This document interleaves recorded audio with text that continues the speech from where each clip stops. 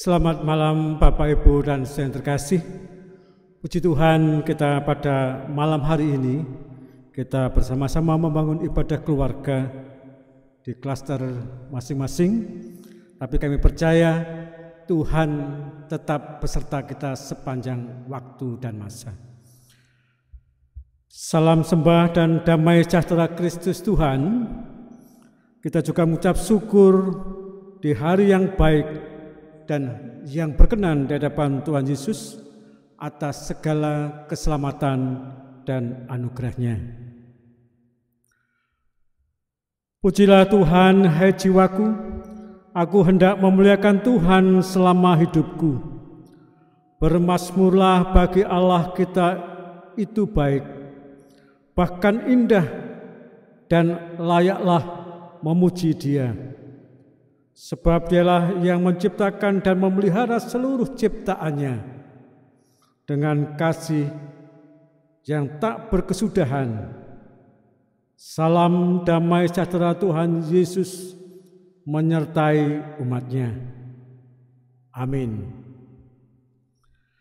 Mari Bapak Ibu dan saya terkasih, kita akan memuliakan nama Tuhan dari pujian Kidung Jemaat nomor 6, kita pujikan ayat 1 dan 3.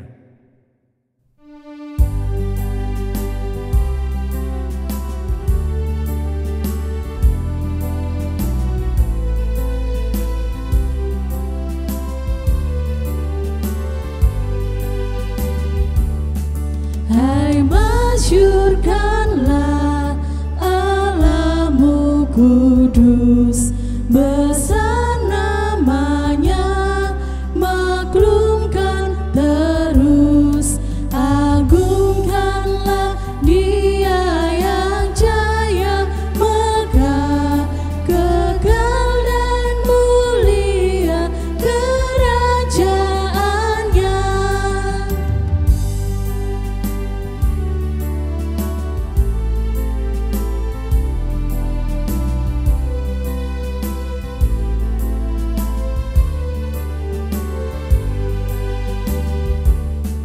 Muliakanlah Sang Bapa kekal, muliakanlah Sang Putra serta malaikat di sorga dengan bersujud, sembah Anak Domba yang Maha Kudus.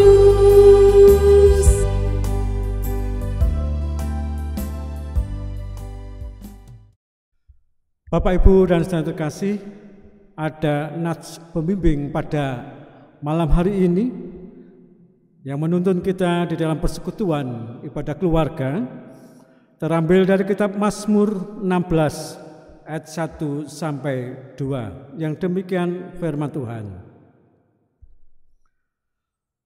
Bahagia orang saleh, jagalah aku ya Allah, sebab padamu aku berlindung. Aku berkata kepada Tuhan, Engkaulah Tuhanku, tidak ada yang baik bagiku selain Engkau. Amin. Kita akan juga memuji nama Tuhan di waktu yang indah ini dari Kidung Jemaat nomor 60 ayat 1 sampai 2.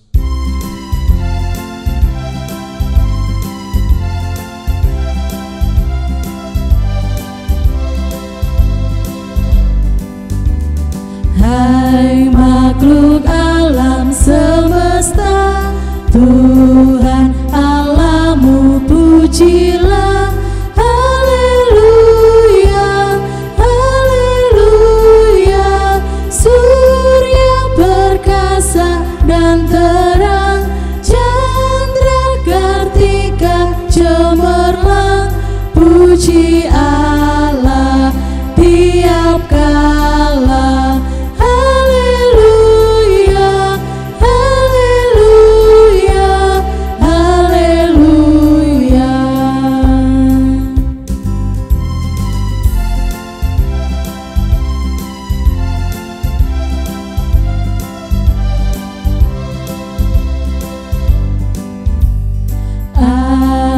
yang hebat menderu, awan berarak dan mendung. Haleluya, haleluya. Hawa cuaca yang cerah, musim penghujan, marilah puji Allah tiap kala. Haleluya, haleluya, haleluya.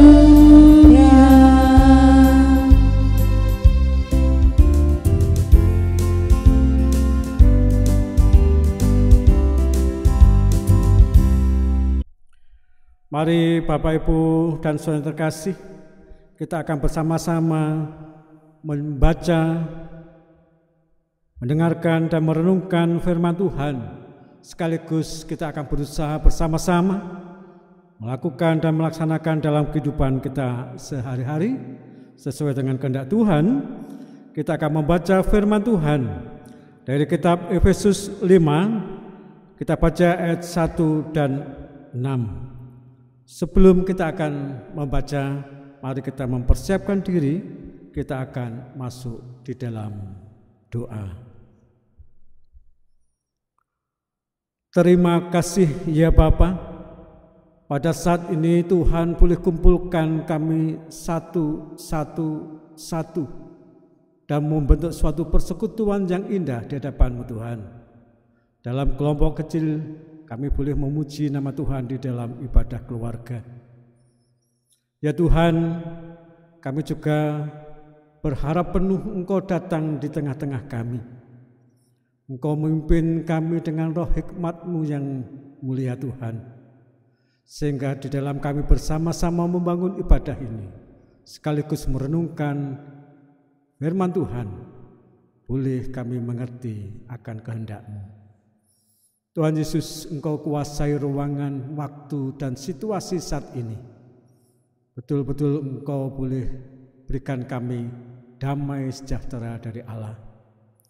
Ya Tuhan, jika hati kami yang keras, telinga kami yang tidak mau mendengarkan akan segala kabar kebaikan Tuhan, bahkan kami masih tetap sombongkan diri, pada saat ini pula Tuhan kami boleh mengaku atas dosa kami.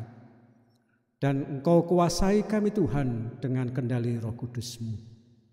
Kiranya di dalam kami membaca, mendengar, merenungkan, bahkan melaksanakan firman Tuhan, Engkau tetap tuntun kami. Terima kasih Tuhan Yesus, Engkau boleh beserta kami. Amin. Firman Tuhan yang terambil dari kitab Efesus 5 ayat 1 sampai 6. Yang demikian firman Tuhan.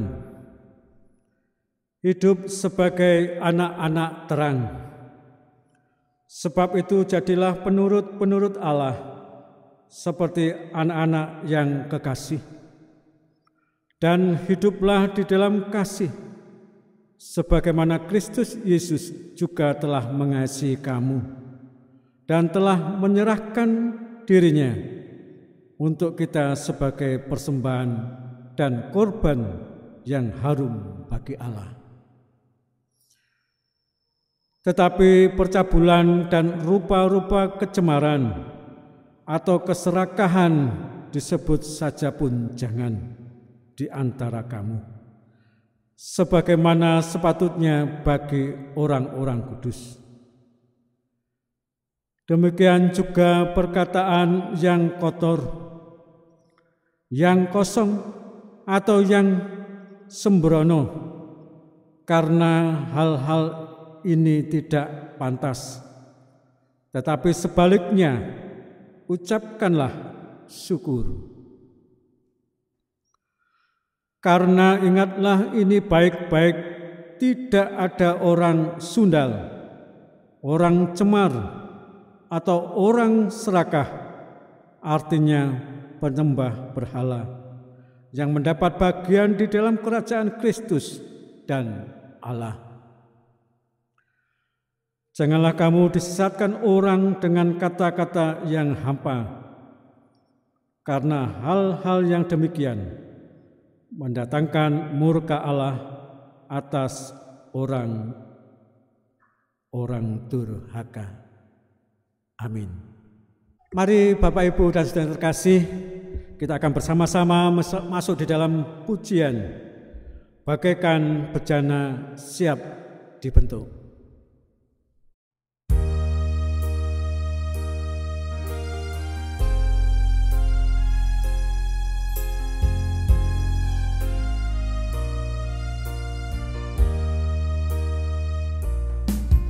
Bagaikan bejana siap dibentuk, demikian hidupku di tangan-Mu.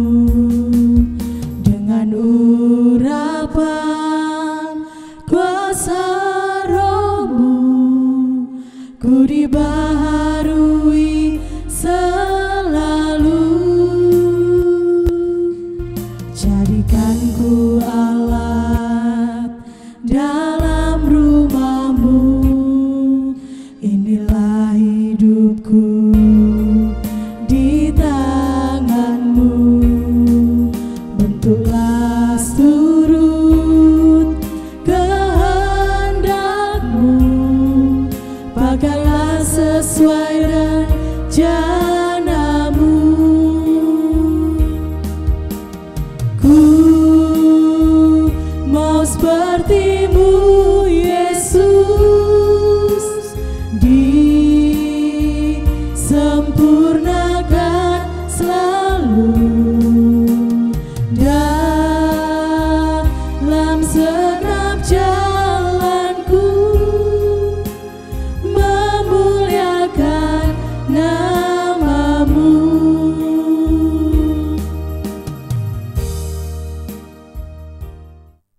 Shalom Aleichem Besem Hamasya. Salam damai di dalam kasih Kristus. Para umat kepunyaan Tuhan, bersama kita merenungkan bahagian firman Tuhan yang dibacakan tadi di dalam judul Hidup dalam Kasih dan Kekudusan.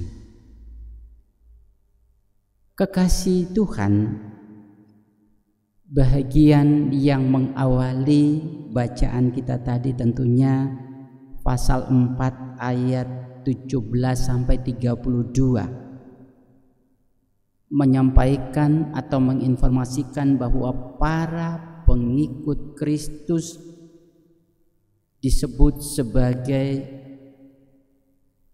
manusia baru. Sebutan manusia baru tentunya tidak hanya ditujukan kepada komunitas sebagai pengikut Kristus, tetapi juga lebih dari itu menunjukkan cara hidup atau cara hidup baru sebagaimana yang dikehendaki Kristus. Di dalam bacaan kita hari ini, Rasul Paulus mengajak para pengikut Kristus agar hidup sebagai penurut-penurut Allah. Kata penurut ini dalam bahasa Yunani, dia lebih mengartikan imitator atau peniru. Dalam hal ini peniru sifat Allah. Tentu sebagai anak-anak Allah wajib menjadi peniru-peniru sifat Allah yang mulia yang telah dinyatakan di dalam Tuhan Yesus Kristus. Kekasih Tuhan, dalam bacaan hari ini Rasul Paulus mengajak para pengikut Kristus agar hidup sebagai penurut-penurut Allah. Kata atau istilah penurut ini menurut bahasa Yunani diartikan sebagai imitator atau peniru. Tentu sebagai anak-anak kekasih Allah wajib menjadi peniru sifat mulia Allah yang telah dinyatakan di dalam Tuhan Yesus Kristus.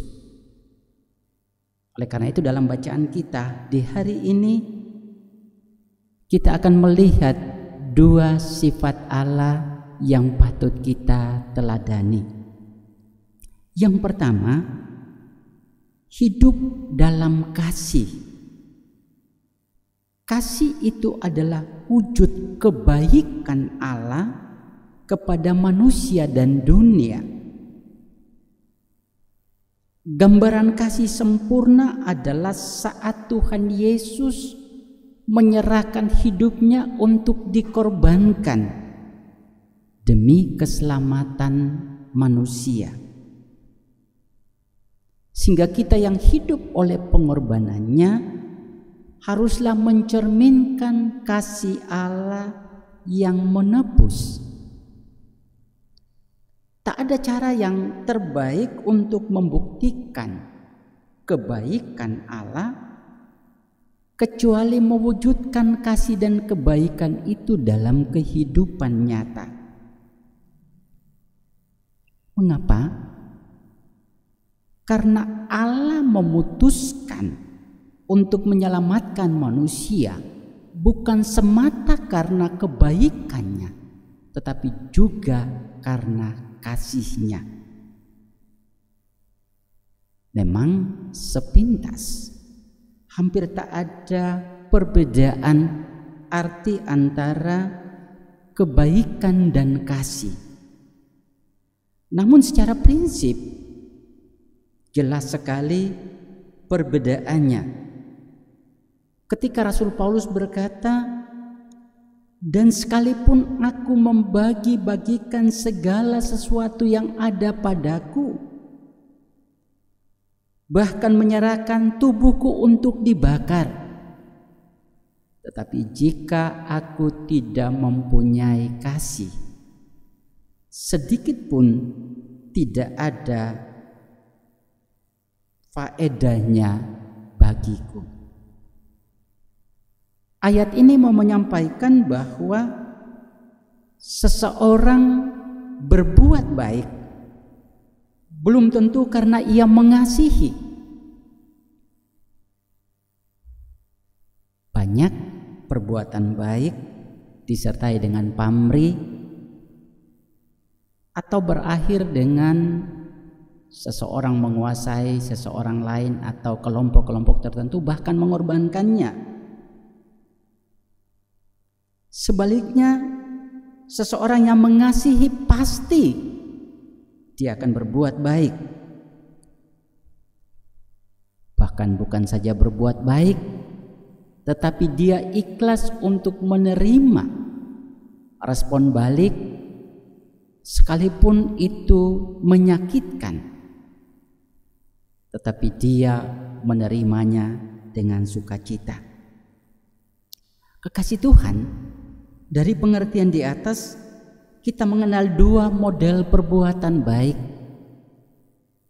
Perbuatan baik atas dasar prinsip take and give, dan perbuatan baik atas dasar kasih. Perbuatan baik atas dasar prinsip take and give cenderung terjadi dalam dunia pergaulan, dalam dunia usaha, dalam dunia pekerjaan, bahkan terjadi dalam kehidupan keluarga.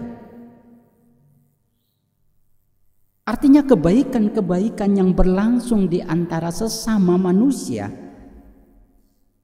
itu tidak tulus. Bahkan kebaikan itu bisa saja berubah menjadi sebuah kejahatan manakala kebaikan yang disampaikan itu ditanggapi secara negatif. Berbeda lagi bila sebuah kebaikan itu didasarkan atas kasih, maka apapun responnya tidak akan berpengaruh bagi orang yang sudah punya komitmen untuk melakukannya.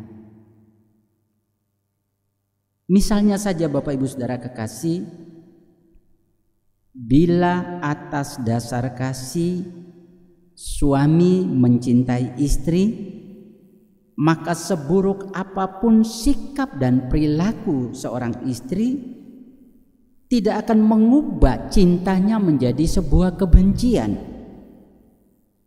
Demikian juga bila oleh kasih seorang istri menghormati suaminya, maka seberapapun rendah suami dalam status dan pandangan orang lain, tidak akan menghentikan rasa hormat istri kepada suaminya. Bila atas dasar kasih orang tua menyayangi anak, maka sebebal apapun sikap anak itu tidaklah mengurangi rasa kasih sayang dari orang tua. Demikian juga bila atas dasar kasih anak-anak menghargai orang tua, maka apapun kekurangan, keterbatasan atau kekhilafan orang tua tidaklah mengurangi rasa penghargaan anak kepada orang tuanya. Sehingga apabila semua pihak, semua orang melakukan perbuatan baik berdasarkan kasih, maka kebaikan-kebaikan yang akan terjadi dalam kehidupan bukan lagi karena take and give, tetapi give and give, atau memberi dan memberi. Kekasih Tuhan, untuk lebih menjelaskan pemahaman di atas, saya mendapatkan sebuah ilustrasi menarik lewat dunia WA. Demikian, ada seorang wanita yang mencoba membantu mengeluarkan seekor ular yang ikut terbakar dalam bakaran sampah. Karena wanita itu tidak berhati-hati, sehingga tangannya digigit oleh ular. Dihempaskan kembali ular itu dan jatuh ke dalam kobaran api. Namun dengan segera atau dengan secepat mungkin dia mengambil sepotong kayu yang panjang untuk menyelamatkan ular tadi dari panasnya api. Seseorang yang memperhatikan tindakan wanita tadi bertanya, "Mengapa kamu ngotot untuk menolong menyelamatkan ular itu, padahal dia telah menggigit dan menyakitimu?" Wanita tadi dengan tenang dia berkata, "Jangan mengubah sifat baik hanya karena seseorang membenci atau suka menyakitimu. Jangan kehilangan hati yang baik atau penuh kasih hanya karena orang-orang berhati busuk kepadamu." Kekasih Tuhan, catatan yang kedua, hidup dalam kekudusan. Selain hidup dalam kasih, juga harus hidup dalam kekudusan. Hidup dalam kekudusan adalah tuntutan hidup sebagai anak-anak kekasih Allah. Saudaraku, kalaupun ada kekuatan yang selalu berupaya untuk menjauhkan kita dari Allah, maka tidak lain adalah kuasa dosa yang masih lengket dalam hati, dalam perkataan, dan bahkan dalam perbuatan. Dikatakan dalam bacaan kita tadi bahwa percabulan, kecemaran, dan keserakahan serta kata-kata kotor adalah hal-hal yang harus dijauhi semuanya dihentikan, bahkan menyebutnya pun jangan. Karena itu bukan hanya menjauhkan kita dari Allah, tetapi juga menjauhkan kita dari kerajaan Allah. Sekali lagi, kita harus menjauhi semuanya, namun bukan dengan cara menjauhi orang-orang yang masih cenderung melakukannya, tetapi dengan cara mendekatkan diri kepada Tuhan. Karena hanya dekat dengan Tuhan, kita mampu untuk menjauhi perbuatan-perbuatan yang jahat itu, namun juga kehadiran kita di antara orang-orang yang masih cenderung melakukannya, kehadiran kita justru berpengaruh bagi mereka.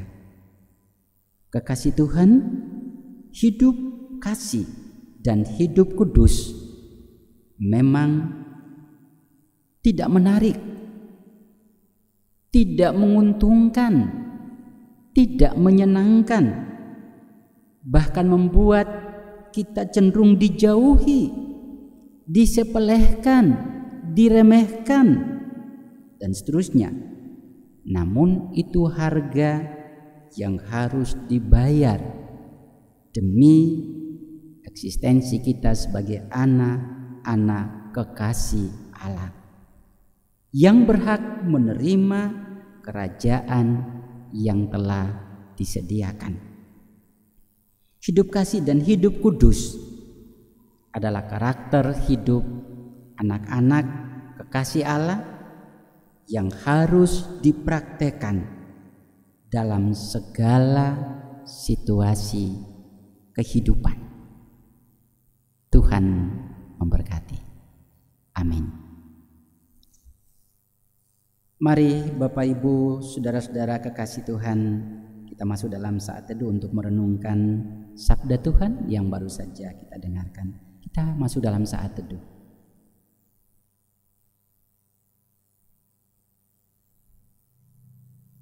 Saat teduh kita akhiri bersama kita memuliakan Tuhan dengan Kidung Jemaat 424 bait yang pertama dan kedua.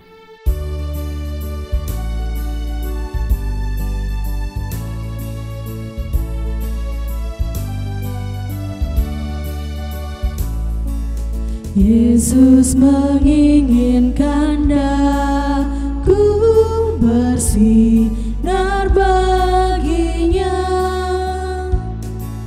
dimanapun ku berada, ku mengenangkannya.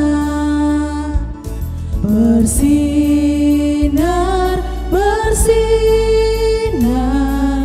itulah kehendak Yesus. Bersinar, bersinar, aku bersinar terus.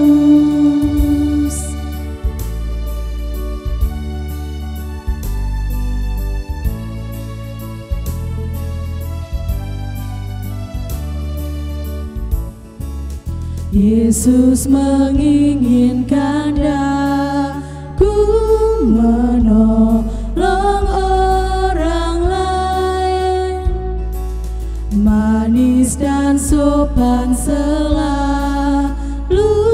ketika ku bermain. Bersinar, bersinar, itulah kehendak Yesus. Bersinar, bersinar, aku bersinar terus.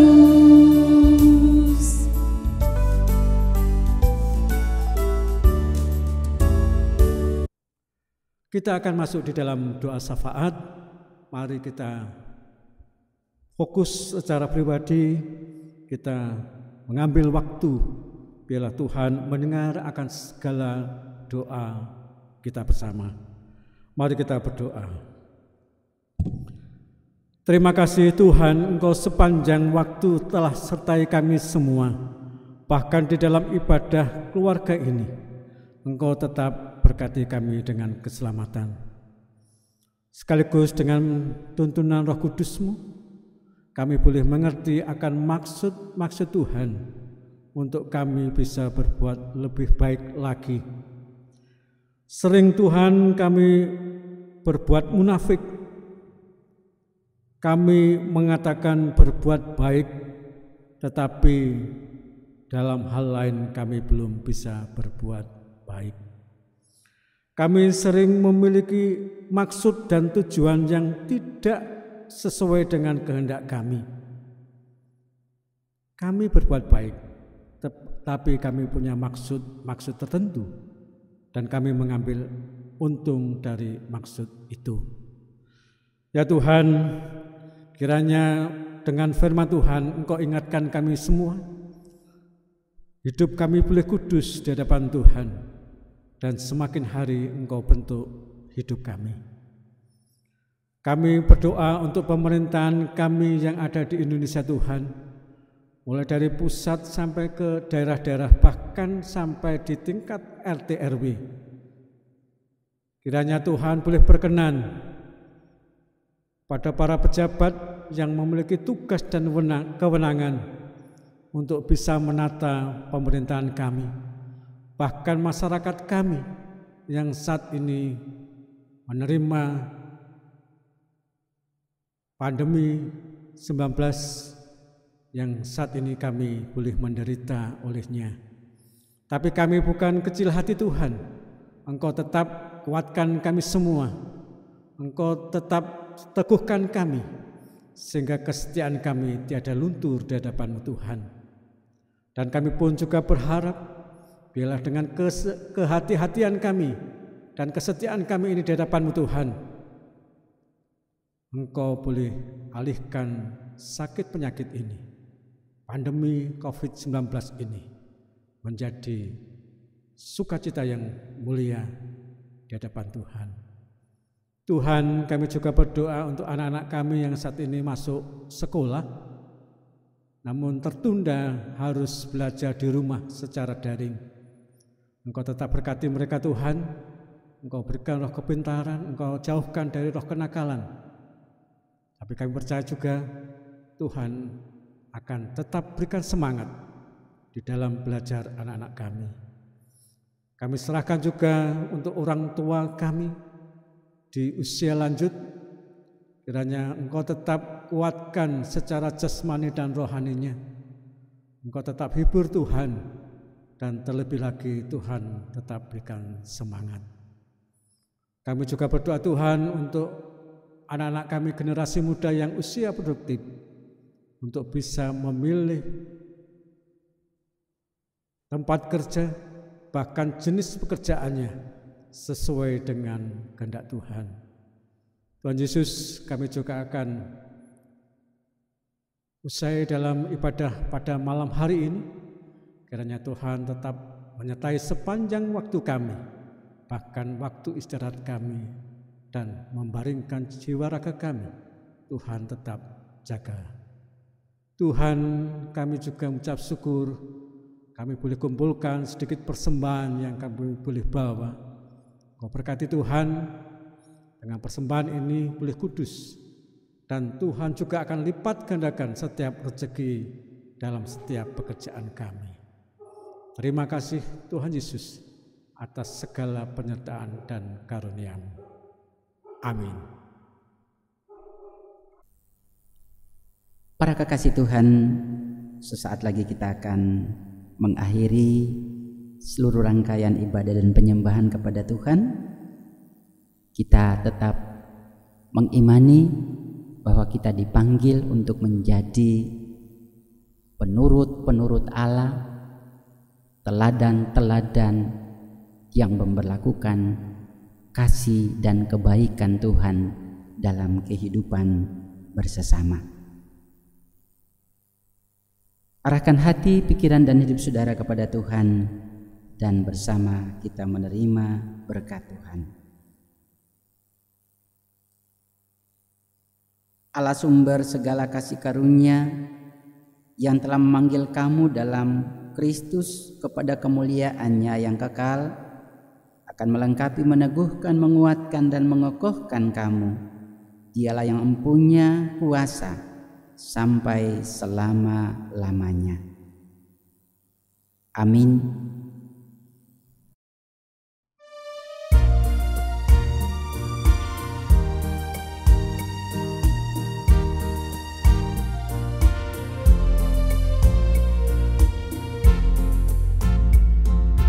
Tuhan Allah beserta engkau sampai bertemu kembali. Kasih Kristus mengawali. Tuhan Allah beserta engkau sampai bertemu